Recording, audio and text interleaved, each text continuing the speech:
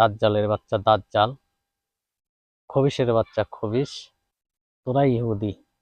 সকলকে জানাই শুভেচ্ছা ও অভিনন্দন।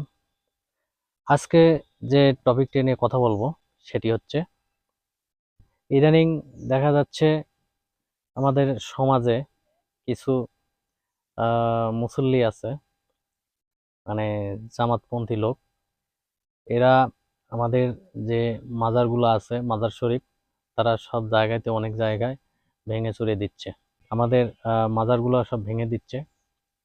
আর তারা হিন্দুদের যে মন্দির আছে সেই মন্দির গিয়ে পাহারা দিচ্ছে। তাহলে এরা কিসের জন্য এরকম করে? এরা নিজেদের স্বার্থের জন্য করে। সামনে ইলেকশন আসতেছে, ভোট লাগবে, যার কারণে মুসলমানদের মাজারগুলো ভাঙতেছে। এদের জন্মসূত্র হচ্ছে এদেরই বংশের রক্ত এদের গায়ে, যার কারণে তারা অলি আল্লাহদের মাজার ভাঙচুর করছে। কারণ আপনি লক্ষ্য করে দেখবেন, এই মাজারে যে পাগলগুলো আছে এরা কখনো মানুষ খুন করে না, কারো ধন সম্পত্তি এগুলো আত্মসাৎ করে না। এদের ক্ষমতার কারো কখনো ক্ষমতায় যেতে চায় না। এরা নিজেদের ভালো মন্দ বোঝে না।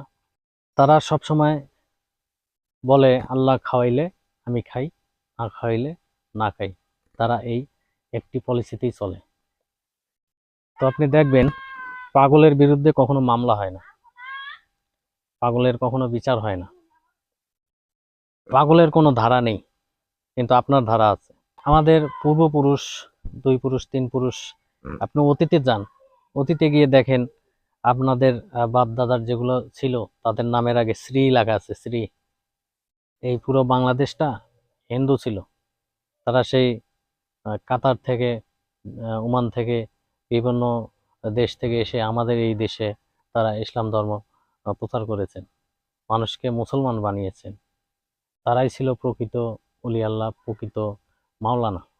আপনাদেরকে আবারও সতর্ক করে দেওয়া হচ্ছে, আপনারা কোনো অলি আল্লাহর মাজার ভাঙবেন না। এরপরেও যদি না মানেন, যদি মাজার ভাঙতে আসেন, আপনাদের 2 পা টান দিয়ে ছিঁড়ে ফেলা হবে, 2 পা টান দিয়ে ছিঁড়ে ফেলা দেওয়া হবে। আপনারা সাবধান হয়ে যাবেন, সতর্ক হয়ে যাবেন। অলি আল্লাহর মায়ের দুনিয়ার বাইর। কারণ আল্লাহ তাআলা বলেছেন, কোনো ব্যক্তি যদি আমার অলি বন্ধুর সাথে যুদ্ধ করে, আমি আল্লাহ তার বিরুদ্ধে নিজে যুদ্ধ ঘোষণা করি। আল্লাহ যদি আপনার সাথে যুদ্ধ করে, আপনি পারবেন? পারবেন টিকে থাকতে? দাজ্জালের বাচ্চা দাজ্জাল, খবিশের বাচ্চা খবিশ। তোরা যে ধর্ম ব্যবসায়ী, তোরা যে ওয়াজ করে খাস, 1 ঘন্টা 2 ঘন্টা ওয়াজ করে 30,000 60,000 টাকা করে নিস। এই নিয়ম কোথায় আছে রে? এই ছাগলের বাচ্চা ছাগলগুলা, এই নিয়ম কোথায় আছে?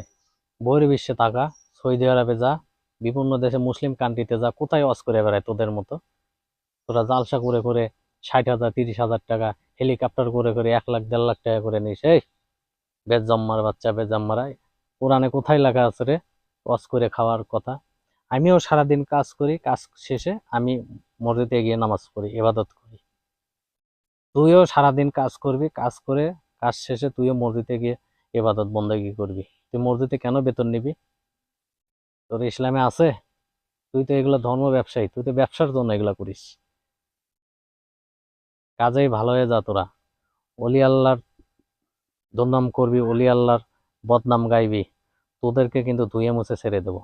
আল্লাহর অলিদের মাজার ভাঙ্গিস, আবার যা হিন্দুদের মন্দির পাহারা দিস।